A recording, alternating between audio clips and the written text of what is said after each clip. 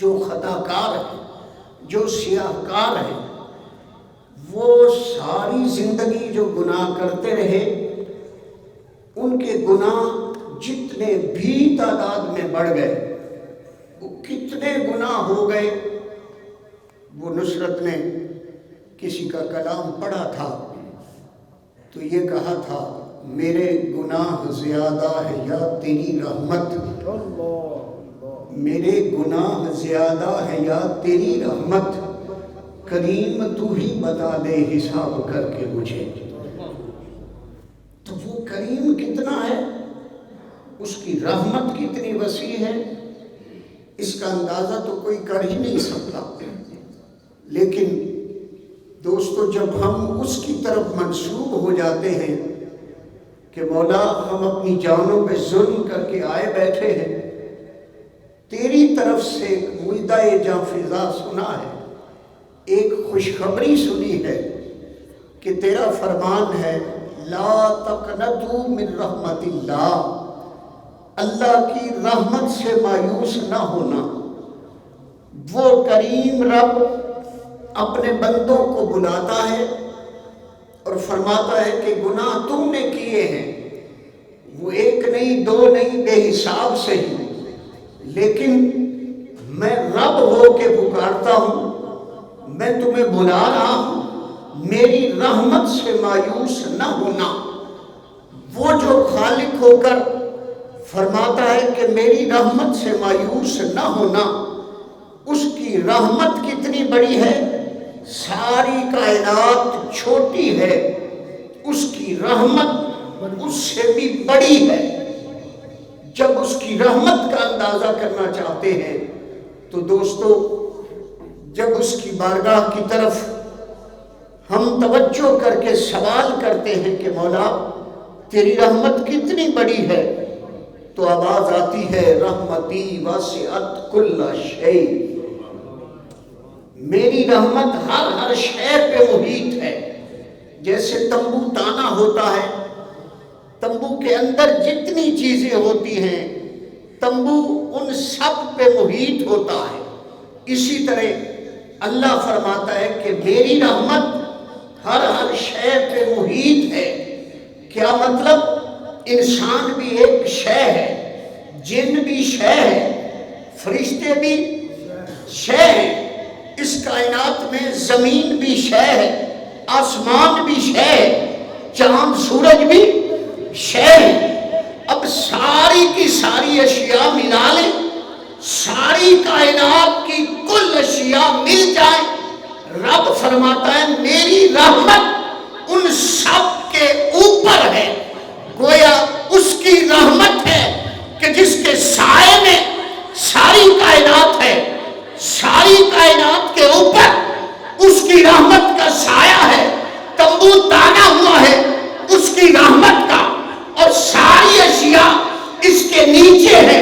اب اس رحمت کی طرف دیکھ کر جب بندہ پکارتا ہے مولا تیرا حکم ہے میری رحمت سے مایوس نہ ہونا، تو پھر بندہ اپنے گناہوں کو لے کے جب اس کی بارگاہ میں آتا ہے تو بندے کے گناہ کتنے ہوں گے؟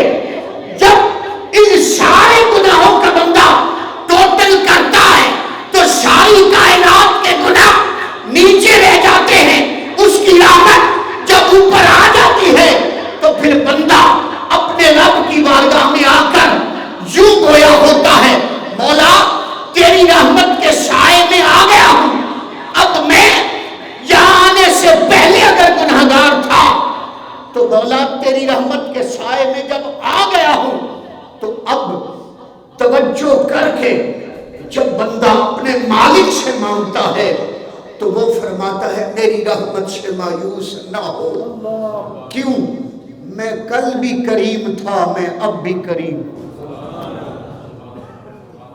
میں کل بھی تیرا کریم مالک تھا، میں آج بھی تیرا کریم مالک ہوں۔ اس خالق کی بارگاہ سے کبھی کوئی خالی نہیں پلٹا۔ یہ بزرگوں نے بتایا ہے، عرفاء بیان فرماتے ہیں کہ ہر دعا قبول ہوتی ہے جب بھی بندہ اپنے مالک سے مانگتا ہے کیونکہ ادھر سے آواز آتی ہے اجیب دعوت الداعی اذا دعان، میرا بندہ مجھے پکارنے والا جب بھی مجھے پکارتا ہے میں اس کی پکار کا جواب دیتا ہوں۔ وہ جواب دینے والا جب بلائے کہ تو مجھے جب بھی پکارے گا میں تیری پکار کو سنوں گا، تو پھر بندہ مایوس کیوں ہو؟ اس نے کوئی وقت نہیں رکھا، کوئی وقت نہیں رکھا کہ فلاں وقت مجھے پکارو، فلاں وقت میں سنوں گا۔ اس نے فرمایا اجیب دعوت الداعی، مجھے پکارنے والا جب بھی پکارتا میں اس کی پکار کا جواب دیتا ہوں۔ جب وہ جواب دینے والا اپنے بندوں کو جواب دینے پہ آتا ہے تو کس انداز میں جواب دیتا ہے؟ کبھی اس کی پکار کو بھی سنیں۔ وہ خالق ہو کر اپنے وہ بندے جو گناہ کر بیٹھے ہیں اس کی طرف نہیں آتے، انہیں بھی بلاتا ہے تو یوں نہیں کہتا اے گناہگارو، جب انہیں بلاتا ہے تو فرماتا ہے یا عبادی، اے میرے بندو۔ اب یہ انداز محبت دوستو، کبھی ماں باپ کی نافرمانی بندہ کرتا ہے نا، تو جب باپ کی جھڑکی پڑتی ہے بندہ مایوس ہوتا ہے، باہر چلا جاتا ہے۔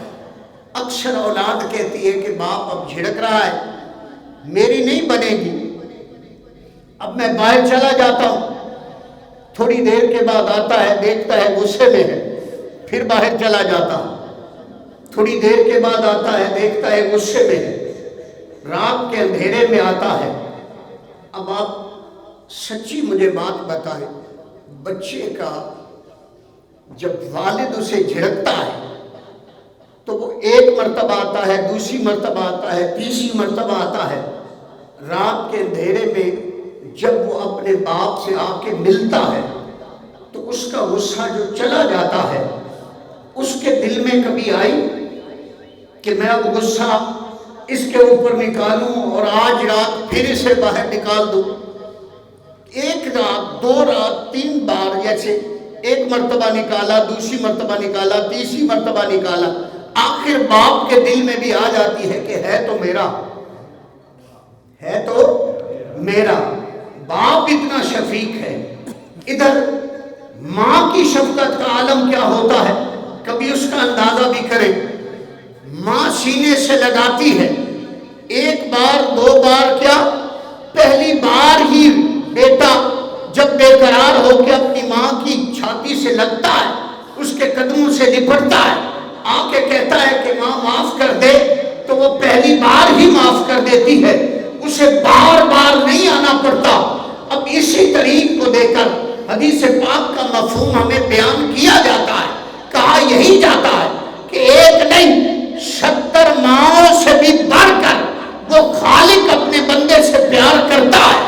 تو جب وہ خالق ہو کر اپنے بندے سے 70 ماؤں سے بھی زیادہ پیار کرتا ہے، تو ادھر ایک ماں تڑپ کر پہلی بار ہی جب اپنے بیٹے کو معاف کر دیتی ہے تو ادھر مالک کی محبت کا اندازہ کریں۔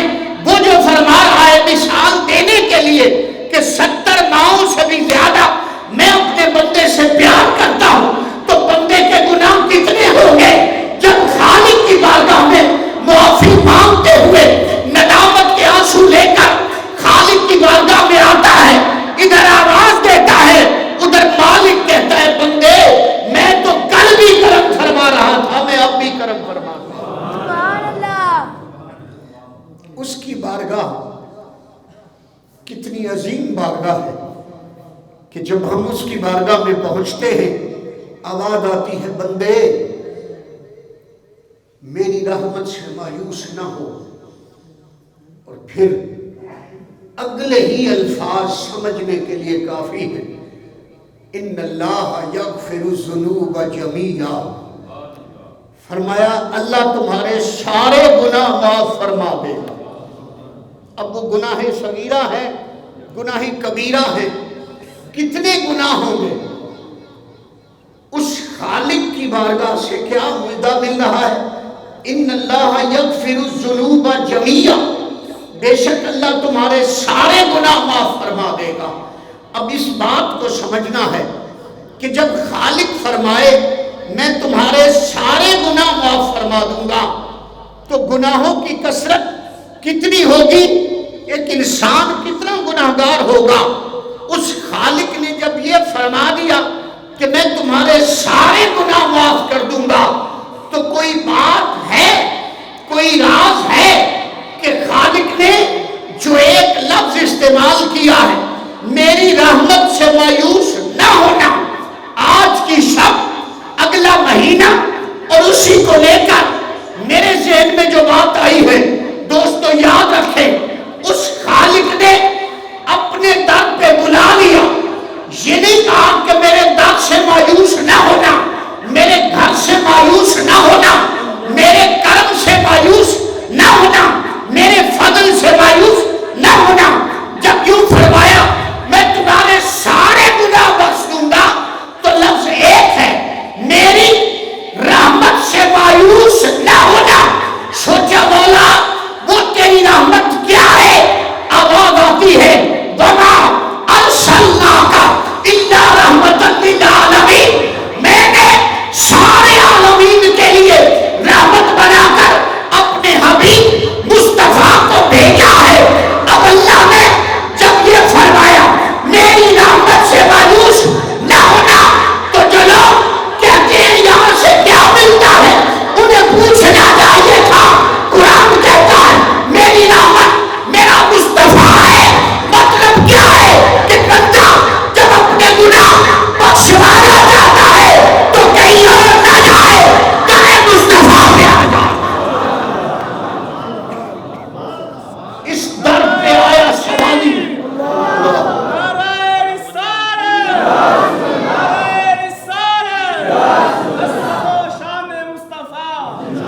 دوستو تفسیر قرآن بالقرآن کر رہا ہوں تاکہ بات سمجھ میں آئے۔ اللہ نے فرمایا میری رحمت سے مایوس نہ ہونا۔ پوچھا مولا تیری رحمت کیا ہے؟ فرمایا میں نے رحمت صرف اپنے حبیب مصطفیٰ کو بنا کر بھیجا ہے۔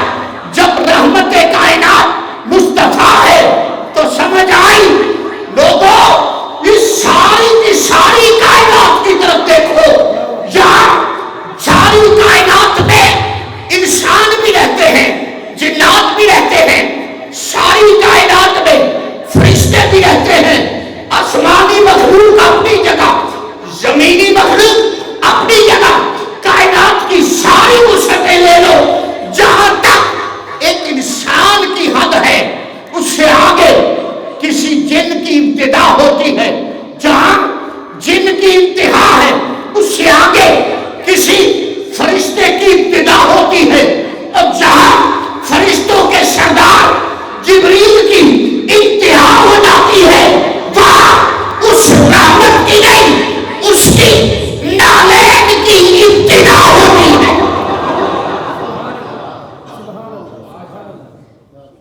اب سمجھے کیا بات ہے، کیا بات، ماشاءاللہ۔ یہ رجب ہے نا، اور پہلی رات ہے، شب معراج ہوا کیا تھا؟ ہن ساری دنیا سو گئی ہے، عرشاں تے آ جا چپ کر کے، وہ راز کیا تھا؟ التحیات للہ والصلوات والطیبات، یہ راز کیا تھا کہ شب معراج جب ادھر سے آواز آئی تھی السلام علیکہ ایھا النبی، تو میرے آقا نے کیا جواب دیا تھا؟ جب اللہ نے محبوب سے خطاب کیا محبوب تجھ پہ سلامتی ہو، تو محبوب نے کیا کہا تھا؟ السلام علینا وعلی عباد اللہ الصالحین، اے اللہ ہم سب پر بھی سلامتی ہو اور تیرے صالح بندوں پر بھی سلامتی ہو۔ منہاج القرآن کے پلیٹ فارم پہ آنے والوں، شب بیداری میں بیٹھنے والوں، سیدی شیخ الاسلام نے خوشخبری دی، کہا جواب تو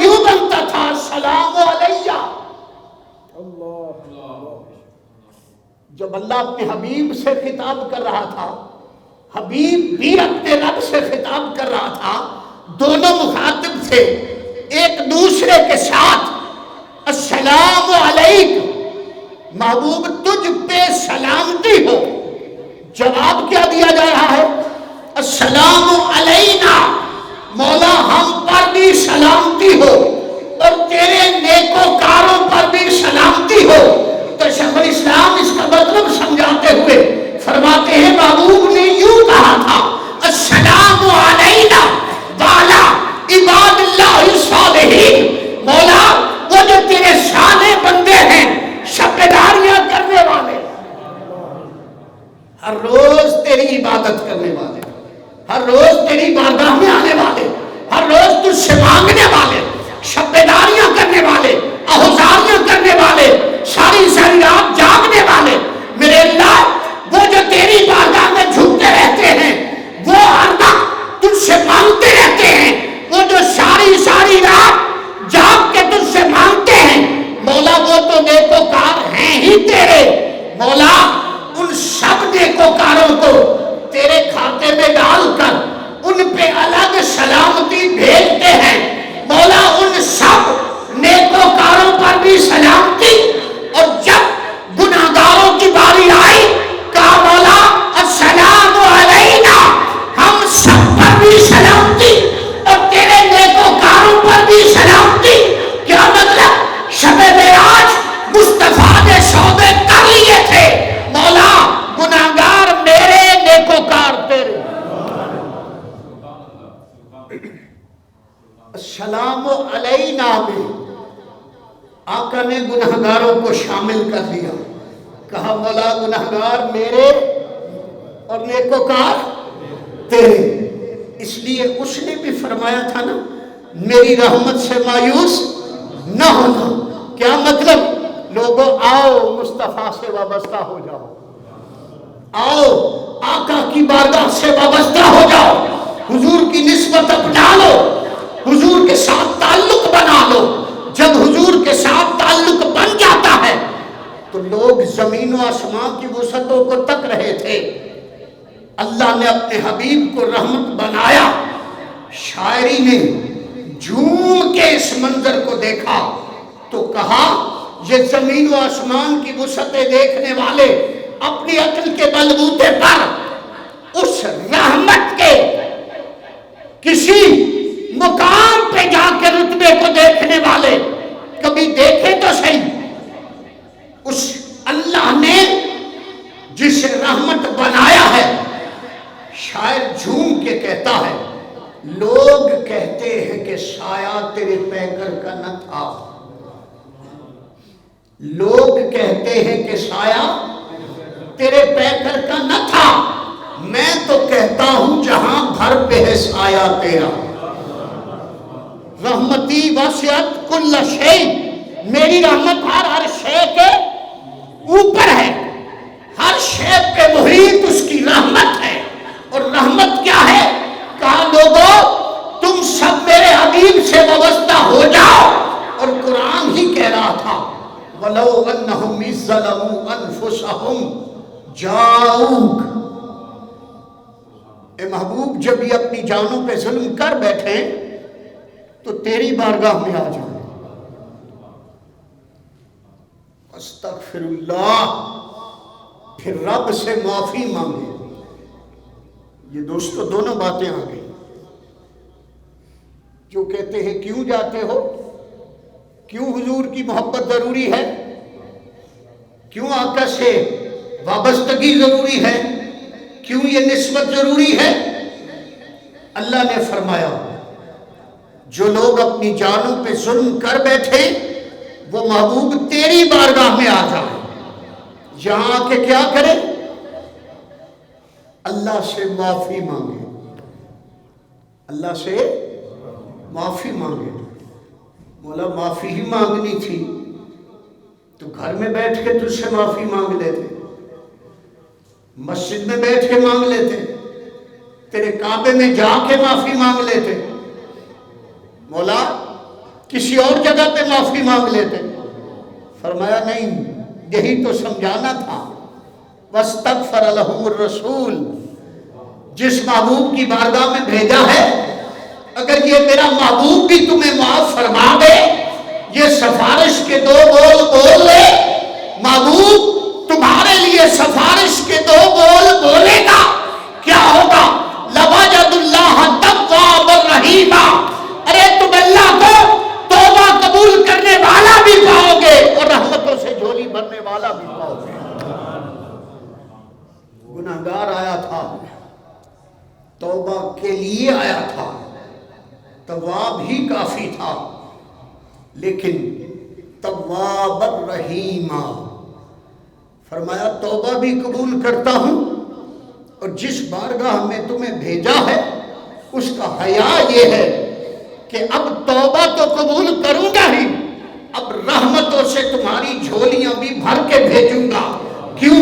کہ آئندہ پھر گناہوں کی طرف نہ جا سکو، آئندہ گناہوں کی طرف نہ جا سکو۔ یہی وجہ ہے دوستو کہ آپ اور ہم جب اللہ رب العزت کے محبوب کی طرف لوگوں کو بلاتے ہیں، کہتے ہیں کہ آؤ اس محبوب کی طرف آؤ، تو اللہ رب العزت کی بارگاہ کا یہ قرآن اترا ہوا بھی سناتے ہیں کہ قرآن کہہ رہا ہے میرے محبوب کے دامن سے وابستہ ہو جاؤ، اور اس کی سب سے بڑی شکل کون سی ہے، اس وابستگی کو کیسے اپنایا جا سکتا ہے، اسی کی صورت گوشہ درود ہے۔ یہ جو گوشہ درود بنا ہے یہ اسی نسبت کو پختہ کرنے کے لیے بنا ہے کہ آقا سے نسبت پختہ کرنے کا سب سے بہترین وظیفہ ہی درود و سلام۔ اب یہ بات کہ جب ہم اپنے محبوب کی بارگاہ میں پہنچ گئے، یہ نسبت ہم نے پختہ اختیار کر لی، تو کیا ملتا ہے؟ خالق کائنات نے کسی اور عبادت کا ایسا صلہ دیا ہی نہیں، ایسا صلہ نہیں دیا۔ عام روٹین میں کیا ہوتا ہے کہ دوستو یہ دو فرشتے ہیں، آپ سب کہتے ہیں کہ ہمارے ساتھ یہ دو فرشتے کام کر رہے ہیں، دونوں اپنا اپنا کام کرتے ہیں، ایک ہی وقت میں ایک عمل بندہ کرتا ہے اور اس عمل کے لکھنے والے فرشتے دو ہیں۔ اگر نیکی کا عمل ہے تو نیکیوں والا فرشتہ اس کے نامہ اعمال میں نیکیاں لکھ دیتا ہے، اللہ نہ کرے کوئی برائی والا کام کرتا ہے تو اس کے نامہ اعمال میں لکھنے والا، برائیاں لکھنے والا فرشتہ اس کے نامہ اعمال میں وہ برائی لکھ دیتا ہے۔ عمل ایک ہوتا ہے، دونوں فرشتے کام نہیں کرتے، عمل ایک ہے، فرشتہ بھی ایک کام کرے گا، یا دایاں یا بایاں، لیکن دیکھیں اس نسبت کی کیا کمال! اللہ تعالیٰ نے ہمیں اس کا اندازہ ہم کر ہی نہیں سکتے، اس نسبت کی برکت کیا ہے۔ ایک مرتبہ درود پاک پڑھا، اللہ رب العزت نے کتنا کرم کیا، فرمایا اے دائیں فرشتے تو بھی کام کر، اے بائیں فرشتے تو بھی کام کر۔ مولا کیا کریں؟ حکم ہوا اس بندے نے میرے محبوب پہ، اس رحمت پہ درود پڑھا ہے، اے دائیں فرشتے اس کے نامہ اعمال میں 10 نیکیاں لکھ دے، اے بائیں فرشتے اس کے نامہ اعمال سے 10 گناہ مٹا دے، اور میں رب ہو کے اپنے بندے کے 10 درجے خود بلند کرتا ہوں۔ سبحان اللہ۔ درود ایک بار پڑھا، درود کتنی بار؟ یہ نسبت کی پختگی کے لیے عرض کر رہا ہوں، ایک بار درود پڑھا 10 نیکیاں ملی، 10 گناہ ختم ہوئے، 10 درجے بلند ہوئے۔ جس کے درجے رب بلند کرے،